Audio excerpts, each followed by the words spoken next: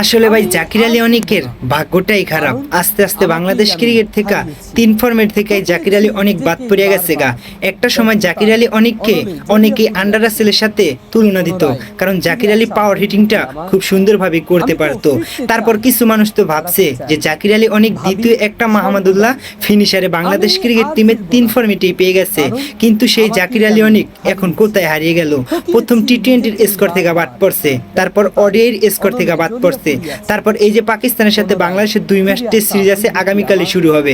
এই বাংলাদেশের এই পাকিস্তানের সাথে 2 ম্যাচ টেস্ট সিরিজ সামনে রেখে বাংলাদেশের যে স্কোয়াড ঘোষণা দিছে, স্কোয়াডে অনেক প্লেয়ারই আছে, নতুন প্লেয়ার চান্স পাইছে। তারপর প্রায় বিগত 2 বছর আগে যে প্লেয়ার খেলছে তারাও চান্স পাইছে, শরীফুল, তাসকিন আহমেদ। এখন বলতে পারেন তারা তো বলার ভাই, ব্যাটারদের ভিতরেও জাকির আলী অনেককে চাইলে সুযোগ দিতে পারতো, বাট জাকির আলী অনেককে শেষ সুযোগটা দেয় না বাংলাদেশ ক্রিকেট টিম। কিন্তু জাকির আলী অনেকের সামনে এখন একটাই সুযোগ আছে, এই বর্তমানে ডিপিএল চলতে আছে, আর জাকির আলী এবার ডিপিএল এ খেলতে আছে আবাহনীর হয়ে। আর এই ডিপিএলটা হয় একটা ওয়ানডে ফরম্যাটে।